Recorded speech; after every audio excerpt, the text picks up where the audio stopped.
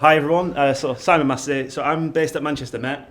I've been there for 11 years now. Before that, I was working in call centres, fast food restaurants, things like that. Primarily because I did so bad at school, mainly because of math and science. They were kind of the two subjects I really struggled at. I was asked if I had ADHD, dyslexia, attitude problems, but the main issue I had at that time was I was just bored, basically. And that story isn't unique. And I teach a lot of students who have a very similar background when it comes to mathematics. But the thing I wanted to talk about was mathematics anxiety. The reason I've started with mathematics anxiety instead of statistics anxiety is because I teach a lot of sociology students, but I'm also now working with the business school, journalism, and the thing that I've noticed is they don't see statistics as anything different to maths. If they're in that arts and humanities sector, they very much see it as the same thing. So that statistics anxiety tends to come from mathematics anxiety. So I'm sort of the belief that it is passed from one person to another. That's supposed to be a gift that's passing it around like a virus. There's a bit of an ironic analogy. I thought it important to mention that it is typically common in HE amongst females, and sociology, predominantly a female subject at the moment for us at Manchester Met.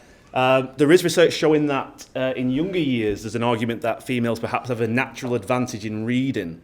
And I'm not saying I disagree with that, but I'm reluctant to kind of start saying to people, well, maybe you're not very good at math because you're good at reading. Because we sometimes have this issue where we think that you can be good at mathematics or reading and writing and not both. And I think that's kind of what causes the issue with the students that we teach. But regardless of how you feel math anxiety is happening, how it's caused, what we have is generations passing on math anxiety year on year from one to another.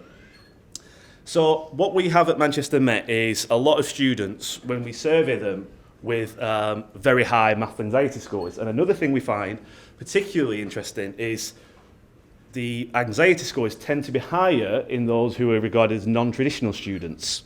So again, in our courses, a lot of students from ethnic minoritized groups, first-gen backgrounds, mature students returning back to education, and vocational backgrounds.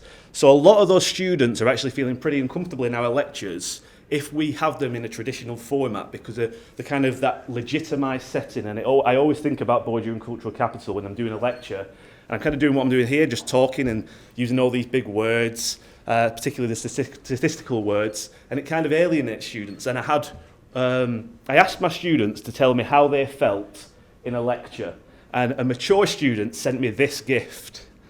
Or gift, should I say? I don't know if you've seen it before, but they're sort of walking in and feeling like they're having to be able to pretend to be younger, try and feel like they're part of the group a bit. And I think that's like a really nice example of students, colleagues, trying to feel as if they belong in the academy. It's quite common, and Andy mentioned before that feeling like an imposter.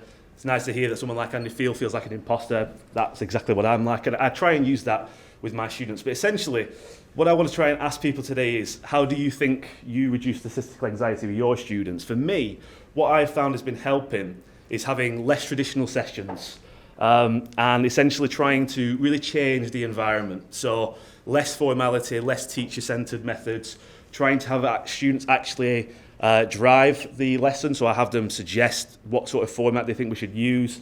What are their pain points? Should we do this remotely or in person? And I try to have students actually bring explicit contributions as to how they're feeling at that time, because the chances are someone else is feeling like that and it legitimises their experiences. And what I'm finding is this is actually helping create a sense of community, which I believe is reducing anxiety. So I want to give you an example quickly. So in the pandemic, a lot of students were not turning up to sessions scheduled in those traditional hours. After asking them, I found out it was because they genuinely couldn't be there. They had, kids that they were homeschooling, caring responsibilities. They were key workers. They couldn't afford to not be in work. And what they actually had in common with one another is that they couldn't come to these traditional sessions. So what I did was I scheduled them at tea time. If you're from Manchester or the north, tea time is dinner time. So we weren't drinking us tea. It was just after traditional hours. So I decided to ask for forgiveness rather than permission, and I did my own lessons outside of the sessions.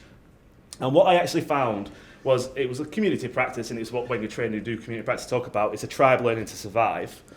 And this is what I learned from it. The fact that they were online didn't actually reduce that community experience, because I actually realised after a few weeks I didn't even need to be there. They were there helping each other, discussing things like the kids' homework, how they can't help the kids with the math homework. And what they realised is they had a lot in common with one another. And yeah, it did work.